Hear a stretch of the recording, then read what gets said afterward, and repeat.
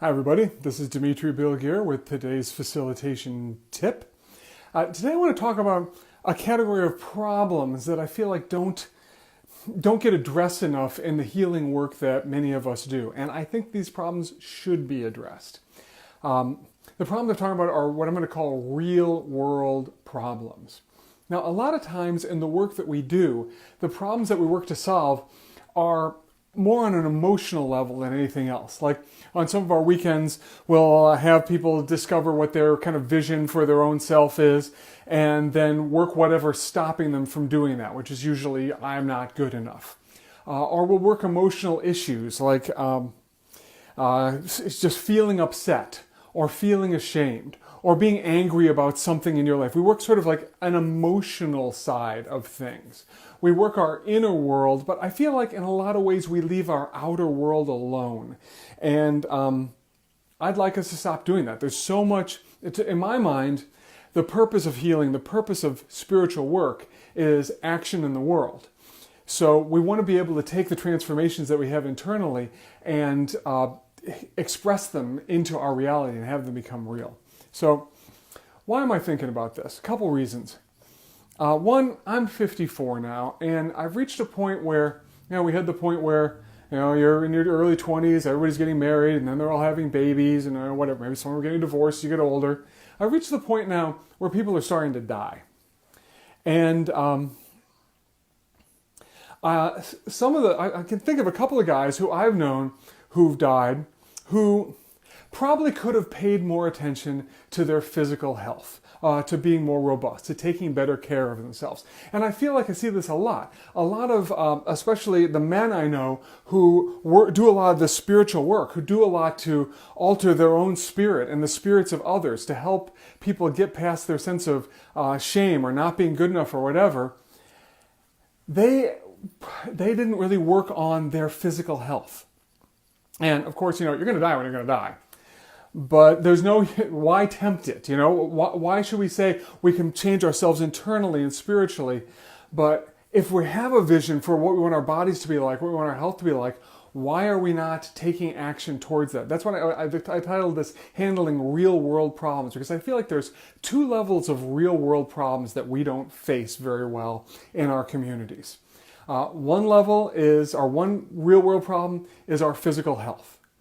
So we have men who do amazing work, are beautiful men who have developed these gorgeous hearts, not do the things they need to do to take care of their health, and that scares me. And I imagine this happens with women too. And the other is relationships. I mean, if you've been in an ongoing group, I know I've been in ongoing men's groups, and so often they turn into, they'll be the guys who come in every week just asking to be patched up so they can endure being with their wife for another week. And that's not really what we're after, right? We're not just after doing spiritual work so that we can be clear and whole inside and then not become the men and women that we want to be.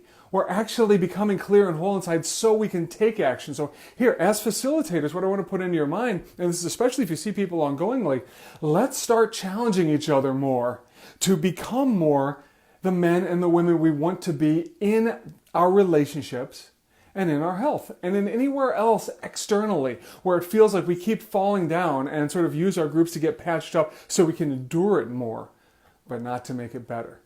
So this may be where we go to each other and say, hey, I see you've gained a bunch of weight. In my judgment, you might want to change that. Are you accepting something that, are you accepting lowering the bar in your health because you feel like it can't be made better? If so, let's work on that. And get you the inner transformations, the opening to the light and the love so that you can start pursuing solutions in the real world. Or, I notice you show up every week in our group just complaining about your spouse, and every week we seem to patch you up for another week of battle. Is that really the level of play you want? Or are you willing to say, no, I want my relationship, I want us to be as in love now as we were the day we got married or before? That kind of thing. And if that's true, let's work on that. Let's work on getting you to there.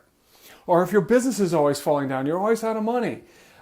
Let's work with each other on these specific issues so that we can actually get to where we want to go. Like I was saying, I feel like we're real good at working like I'm upset. Oh, now I'm not upset. but we're less good at saying, you know what, I have specific problems I want to take beautiful, aggressive action on. And check in with you later that I did it. I want my heart to be aligned so that doing the best things for every level of my life just flows out of me. I feel like that level, health, relationship, business, stuff like that, we could all do better with each other. And, you know, in a lot of ways, some of us are aging. You know, the guys I knew when I was in my 20s, well, we're all older. So let's help each other with that. So in your facilitation, if someone's upset about something because it seems like they want to make it through, challenge them to figure out what is it they're really truly going for and what kind of actions do they need to take on a consistent basis, and help them work the upset about having to do that so that they can do that. So anyway, this is Dimitri. I'm doing this every weekday. Share this, give me your comments, etc., etc. And I'll see you all tomorrow. Bye.